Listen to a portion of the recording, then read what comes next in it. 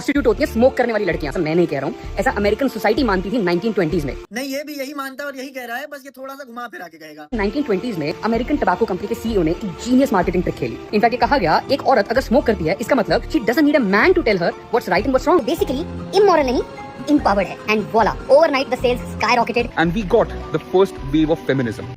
Just because more women took up smoking during the first wave of feminism doesn't mean that we got the first wave of feminism because of cigarettes. We know we're not bad with dates, but this one's off by half a century. The first wave of feminism actually began around 1848, way before cigarettes were popularized for women through the Torches of Freedom ad campaign in 1929. Just because the popularization of cigarettes went hand in hand with the first wave of feminism doesn't mean that one caused the other. That's like saying the Industrial Revolution happened because of the printing press. Correlation is not causation, babe. Just because a man exploited the feminist movement to sell more cigarettes does not mean that cigarettes gave us the first wave of feminism. It simply goes to show that capitalism has no morals, values, or ethics. It will change its ideologies depending on whatever is more profitable and increases sales. It's the same story with the pride month as well. आप देखेंगे कि पिछले साल तक तो हर brand के लोगों में जून महीने में एक रेनबो जुड़ ही जाता था, लेकिन अगर प्राइड के रूट्स आप खंगाले तो डीपली सोशलिस्ट हैं। अरे साहब, कैपिटलिज्म की डायन है, सात घर नहीं छोड़ती तो सात रंग क्या छोड़ेगी। It'll slap a new label on anything that sells, feminism included.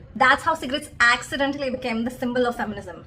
And remember, we're talking about a time when cigarettes were prescribed as cough medications. In fact, cigarette brands would advertise how their brands were less irritating to the throat and could even provide relief from cough. Mind you, this happened from 1930s to 1950s when the harmful effects of cigarettes were unknown. ये चीज सही थी गलत मैं आप पे छोड़ता हूँ। ये आपको नहीं बताएंगे कि सही गलत क्या है, लेकिन अभी बताएंगे कि सही गलत होता क्या है। Everything that you see around, जो तुम्हें शायद सही लग रहा हो, वो जरूरी नहीं है सही हो। वो हो सकता है एक बहुत वेल क्यूरेटेड प्रोपेगेंडा मशीनरी का पार्ट हो। This video reminded me of सत्ते पे सत्ता, जहां अमिताभ बच्चन नशे में धुत होकर बता रहे होते हैं कि दारू न पीने चाहिए, दारू पीने से लिवर खराब होता है। क्योंकि ये महाशय भी तो कुछ ऐसा ही कर रहे हैं, जहां पे सरफेस लेवल पे he is informing you how one idea can be sold in the name of the other. लेकिन unironically this is exactly what he is doing.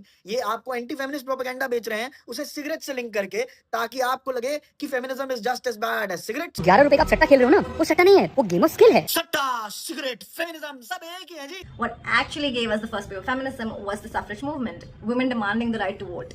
Defying traditional gender roles was central to the first wave of feminism, and every wave since has built on just that. So reducing an entire wave of feminism to cigarettes is at best stupid and at worst intellectually dishonest. While all resistance is not revolution, लेकिन आप सोचिए कि resist करने की जरूरत क्यों पड़ी।